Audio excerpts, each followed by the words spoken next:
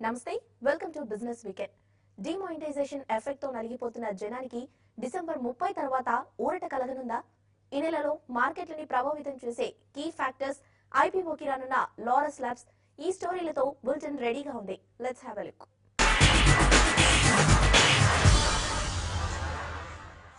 Stock మార్కెట్లలో ఈ వారం నెగటివ్ ధోరణి ఎక్కువగా కనిపించింది. మధ్యలో ఓ సెషన్ లో లాభాలు కనిపించినా చివరి ట్రేడింగ్ సెషన్ లో అవన్నీ ఆవిరైపోయాయి. స్టాక్ మార్కెట్లు వారాంతంలో నష్టాలతో ముగిశాయి. వారం మొత్తం మీద చూస్తే నిఫ్టీ 0.3% నష్టపోగా సెన్సెక్స్ కూడా అంతే మొత్తం నష్టపోయింది. బ్యాంక్ నిఫ్టీ మాత్రం అండర్ పర్ఫార్మ్ చేసి 1.43% నష్టపోయింది. ఇక వీక్లీ గెయినర్ల విషయానికొస్తే Infratel 8.49%, Bosch 8.01%, Grasim 6.6%, Bharti Airtel 5.80%, ONGC 4.94% లాభపడ్డాయి. లూజర్లలో Hindalco 6.51%, BPCL 4.79%, Tata motors 4.50%, bank of Baroda 4.44%, SBI 2.6%, power grid 2.5% నష్టపోయాయి. సెక్టార్ల వారీగా చూస్తే BSE auto sector 1.03%, power sector 0.83%, small cap 0.49%, mid cap 0.15% లాభపడగా ఎఫ్ఎంసీజీ 0.29%, హెల్త్ కేర్ సెక్టార్ అత్యధికంగా 4% లాభపడ్డాయి. ఐటీ ఇండెక్స్ 1.6%, మెటల్ ఇండెక్స్ 1.41% నష్టపోయాయి. మార్కెట్లో నవంబర్ సిరీస్ లో బాగా నష్టపోవడంతో ఇక డిసెంబర్ ఎలా ఉంటుందనే ఆసక్తి మొదలైంది. అయితే ఈ నెల సిరీస్ కి 4 అంశాలు బ్రేకింగ్ పాయింట్లుగా చెప్పాలి. మన భారత రిజర్వ్ బ్యాంక్ వడ్డీ రేట్ల ప్రకటనతో పాటు ఫెడరల్ బ్యాంక్ ఆఫ్ అమెరికా కూడా వడ్డీ రేట్లపై నిర్ణయం ప్రకటించనుంది. వీటి ప్రభావం మార్కెట్లపై పడే అవకాశం ఉంది. ఆ 4 అంశాలేంటో ఇప్పుడు చూద్దాం. మార్కెట్లలో ఇప్పుడు చూస్తున్న ఒడిదుడుకులు మరికొన్నాళ్లు కొనసాగవచ్చని కూడా అనలిస్టులు చెబుతున్నారు. వోలటాలిటీ ఇండెక్స్ 15 కంటే ఎక్కువ ఉంటే మాత్రం రిస్క్ ఎక్కువ ఉంటుందంటున్నారు. ఎఫ్ఐఐల అమ్మకాలు కూడా మరో నెగిటివ్ పాయింట్ గా చెప్తున్నారు. ఇక మార్కెట్ల ట్రెండ్ ని డిసైడ్ చేసే 4 అంశాలు పరిశీలిద్దాం. మొదటిది ఇటలీ రెఫరెండం. బ్రెగ్జిట్ తర్వాత అందరి దృష్టి డిసెంబర్ 4న జరిగే ఇటలీ రెఫరెండం పైనే ఉంది. అక్కడి ప్రధానమంత్రి మాటేవో రెంజీ ప్రతిపాదిస్తున్న సంస్కరణల ప్యాకేజీకి మద్దతు పలుకుతారో వ్యతిరేకిస్తారో అనే 2 అభిప్రాయాలతో ఈ రెఫరెండం సాగనుంది. నోట్ల రద్దు తర్వాత రిజర్వ్ బ్యాంక్ ఆఫ్ ఇండియా వడ్డీ రేట్లలో తగ్గింపు ప్రకటిస్తుందని అంచనాలున్నాయి.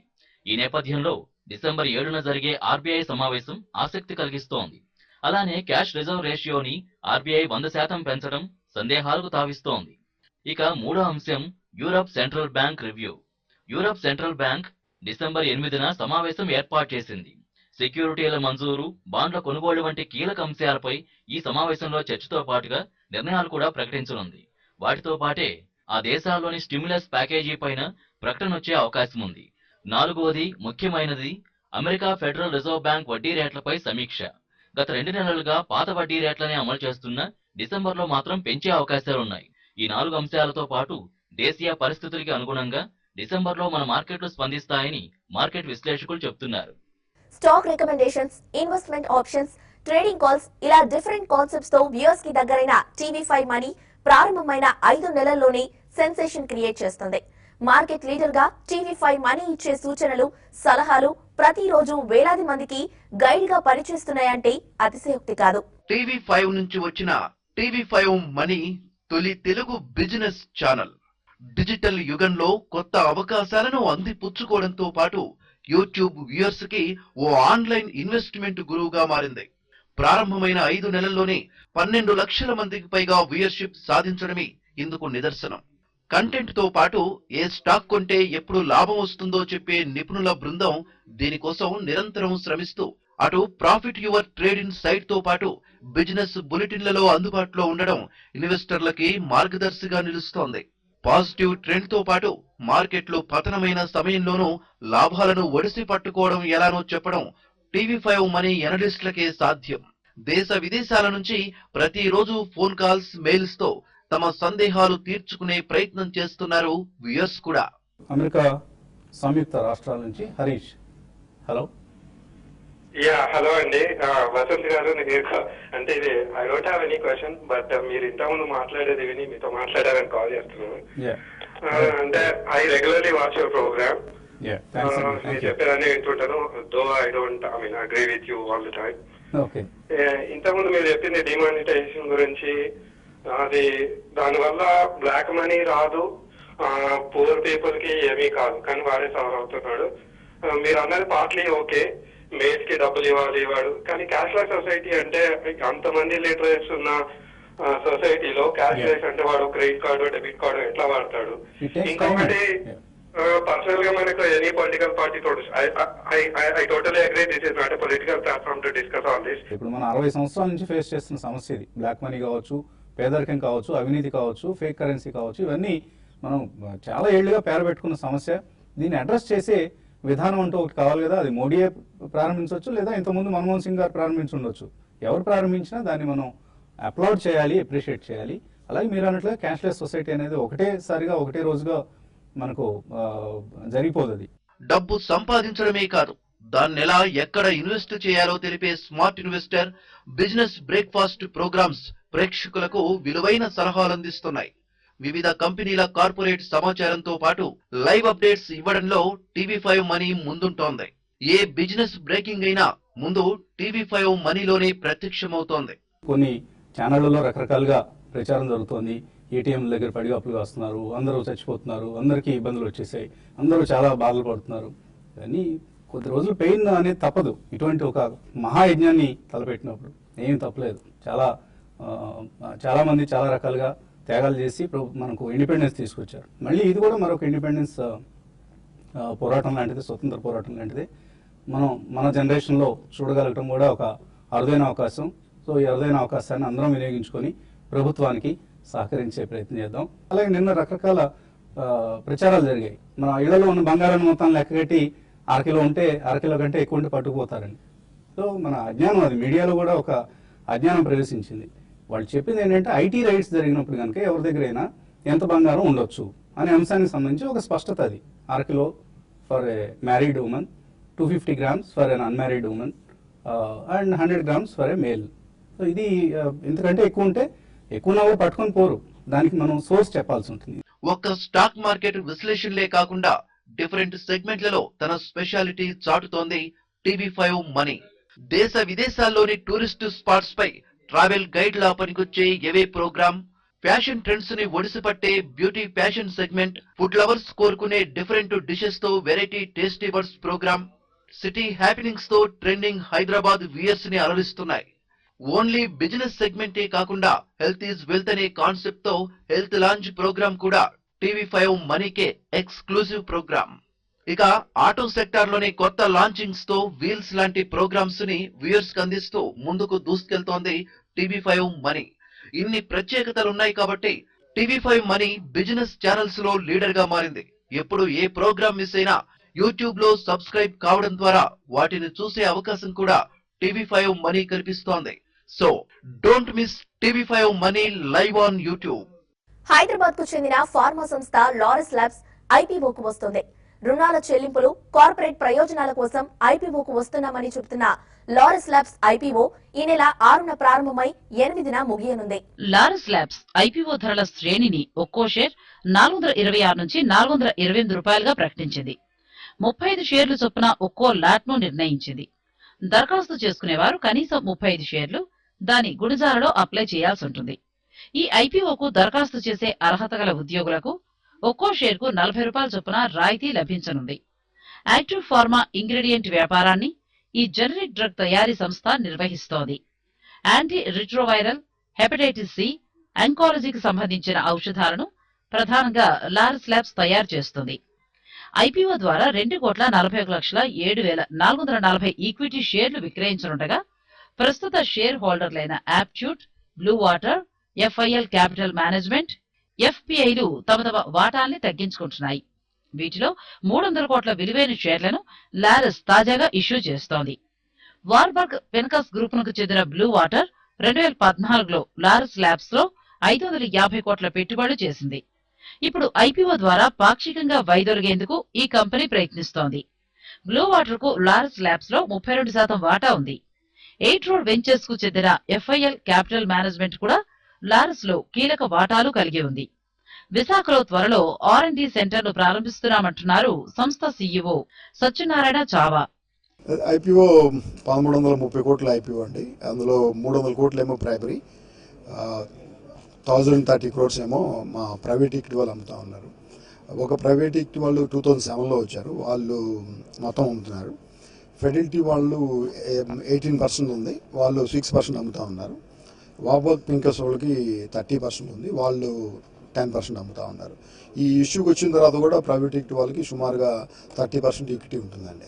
కంపెనీకి 300 కోట్లు వస్తున్నాయండి. ఆ 300 కోట్లతోటి మాకున్న లాంగ్ టర్మ్ లోన్స్ని వాడతామండి, తీర్చడం కోసం వాడతాం. ప్రైస్ 426 నుంచి 428 మధ్యలో ఉందండి ప్రైస్ బ్యాండ్. ఐపీఓ ద్వారా సేకరించే నిధులను టర్మ్ రుణాలను ప్రీపేమెంట్ చేసేందుకు ఇతర కార్పొరేట్ ప్రయోజనాల కోసం ఉపయోగించనున్నట్లు లారస్ ల్యాబ్స్ చెబుతోంది. డిసెంబర్ 19న మార్కెట్లో లిస్టింగ్ చేరున్నట్లు లారస్ ల్యాబ్స్ వర్గాలు చెబుతున్నాయి. బిజినెస్ వీకెండ్ లో ఇప్పుడు షార్ట్ బ్రేక్ తీసుకుందాం.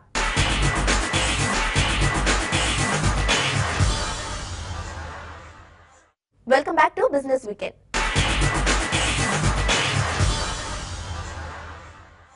ఇక ఈ వారం stock analyst financial advisor Kutumbarao గారు ఇచ్చే రికమెండేషన్స్ ఒకసారి చూద్దాం. ఎనీ పాజిటివ్ న్యూస్ మార్కెట్లో రావాలంటే కనుక ఈ పార్లమెంట్లో కీలకమైన బిల్స్ పాస్ అయితేనే వస్తుంది. ప్లస్ అన్నమాట ఈ క్వార్టర్ ఇంపాక్ట్ మినిమైజ్డ్గా ఉంటేనే ఆ నెంబర్స్ కూడా మనకి జనవరిలో కానీ తెలియదు అనమాట. జీడిపి పైన ఎంత ఇంపాక్ట్ వచ్చింది, ఇటు డిమానిటైజేషన్ అనేది చూసిన తర్వాతే ఫ్రెష్ బయింగ్ వస్తుందని అనుకుంటున్నాం.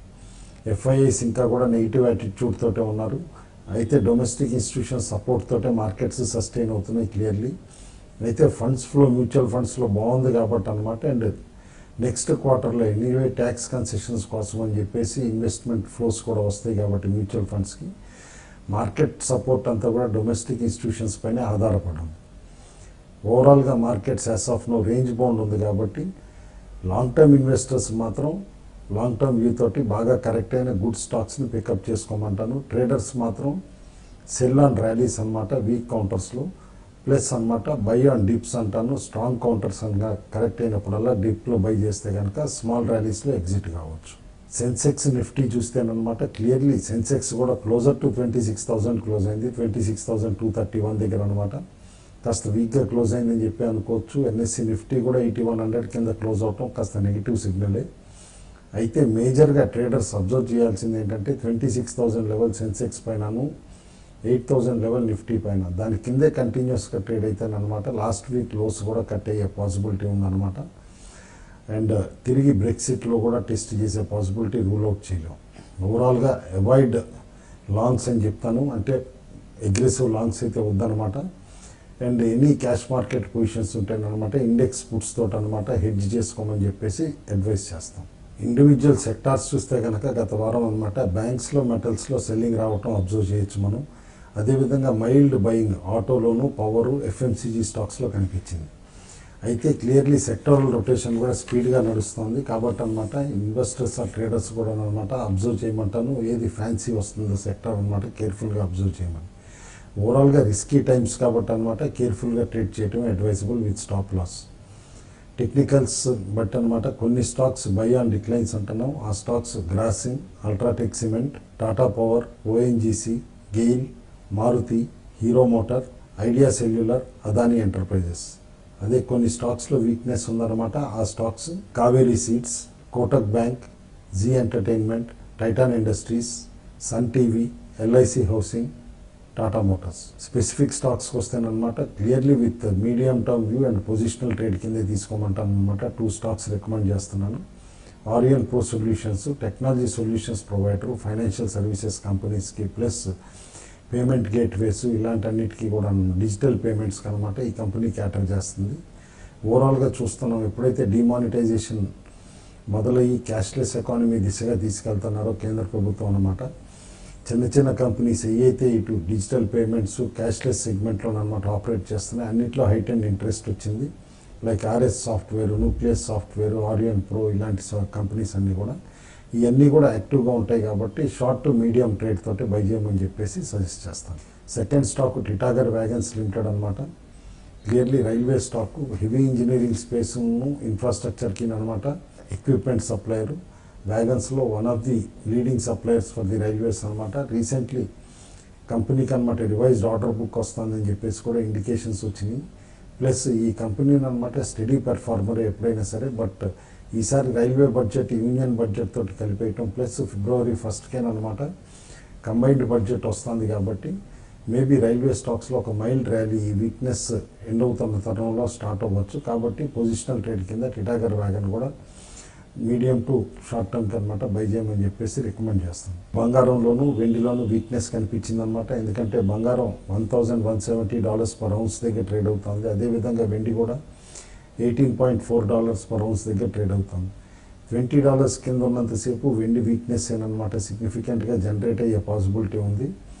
అదేవిధంగా 1160 కీలకమైన సపోర్ట్ లెవెల్ అనమాట ఇంటర్నేషనల్ మార్కెట్స్లో బంగారానికి. $1160 పర్ ounce కిందికి వెళ్తే కనుక ఇంకా కరెక్ట్ అయ్యే పాసిబిలిటీ ఉంది. డొమెస్టిక్ మార్కెట్స్లో మనం చూస్తున్నాం. అందుకని 29,000 లెవెల్ ఎప్పుడైతే బ్రీచ్ అయిందో కొంచెం షార్ట్స్ కూడా డెవలప్ అవుతున్నాయి.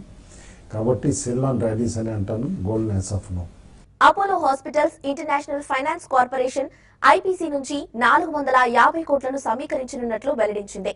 అనుబంధ సంస్థ Apollo health and life style ద్వారా నిధులను సమీకరించనున్నట్లు పేర్కొంది. నిధులను విస్తరణ కార్యకలాపాలకు వినియోగించనున్నట్లు తెలియజేసింది. హెల్త్ కేర్ లో చాలా పాజిటివ్ మార్పులు వస్తున్నాయి. ఇది health care is going closer to the consumer అంటాము. దాంట్లో Apollo health and lifestyle is a dedicated clinical retail health care company. దాంట్లో ఈరోజు the international finance corporation which is a branch of the world bank ఒక investment ని finalise చేశారు. 450 crores investment into AHLL. ఈ investment వచ్చి ఈ formats ని ఇంకా పెరగాలి. More clinics, more cradles, we will open more diagnostics and therefore this investment will be deployed into the existing 7 formats of AHLL. Demonetisation effect Hyderabad real రంగంపై ఎలాంటి ప్రభావం చూపదని క్రెడై హైదరాబాద్ పేర్కొంది. రెసిడెన్షియల్ విభాగంలో మిడ్ సెగ్మెంట్ లోనే 95% అమ్మకాలుంటాయని, దీంతో నగదు లావాదేవీలు చాలా తక్కువని క్రెడై హైదరాబాద్ ప్రెసిడెంట్ రామిరెడ్డి అంటున్నారు. డిమానిటైజేషన్ ప్రభావంతో బ్యాంకు వడ్డీ రేట్లు దిగిరానున్నాయని, ఇది రియల్ ఎస్టేట్ కు మంచి పరిణామమని క్రెడై హైదరాబాద్ జనరల్ సెక్రటరీ రామకృష్ణ తెలిపారు. హౌసింగ్ సెక్టర్ అనేది చాలా చాలా మేజర్ రోల్ ప్లే చేస్తుంది. కాబట్టి ఈ డిమానిటైజేషన్ ఎఫెక్ట్ హౌసింగ్ సెక్టర్ మీద మన హైదరాబాద్ లో చాలా తక్కువ. రీజన్ ఏంటంటే మన దగ్గర రిజిస్ట్రేషన్ ఛార్జ్ తక్కువ, మన దగ్గర టాక్సేషన్ తక్కువ, మరి మన దగ్గర బ్యాంక్ లోన్స్ మంచి అవైలబుల్ బ్యాంక్ లోన్స్ ఉన్నాయి. మరి మెజారిటీ డెవలపర్స్ కూడా ఇక్కడ క్యాష్ కంపోనెంట్ని యూజ్ చేయకుండా వెరీ ట్రాన్స్పరెంట్ త్రూ చెక్ ద్వారా 100% అఫీషియల్ ట్రాన్సాక్షన్ చేస్తూ ఉంటారు. కాబట్టి న్యాచురల్గా మనకు ఇక్కడ క్యాష్ మూవ్మెంట్ అనేది మన ఎస్పెషల్గా మన సౌత్ సెక్టర్లో దట్టు మన హైదరాబాద్ సెక్టర్లో తక్కువ ఉంది. కాబట్టి demonetisation effect that is minimal. 90% of the real estate transaction is in residential market. ఇప్పుడు ఎస్పెషల్లీ హైదరాబాద్లో ఐటీ సెక్టర్ డ్రివెను, ఫార్మా సెక్టర్ డ్రివెను, లేకుంటే సర్వీస్ సెక్టర్ డ్రివెను, వీళ్ళందరి దగ్గర క్యాష్ ఉండదు కదా. ఒక ఐటీ ఎంప్లాయీ దగ్గర క్యాష్ ఉండదు. మీకు తెలిసింది, ఒక సర్వీస్ సెక్టర్లో పనిచేసే వాడి దగ్గర క్యాష్ ఉండదు. They are paid by check by their employer. వాళ్ళు ఏం చేస్తారు, they go for home loan. 80% 85% loan దొరుకుతుంది. మిగతా వాళ్ళ దగ్గర సేవింగ్స్ ఉంటాయి. క్రిస్మస్ సందడి ప్రారంభమైపోయింది.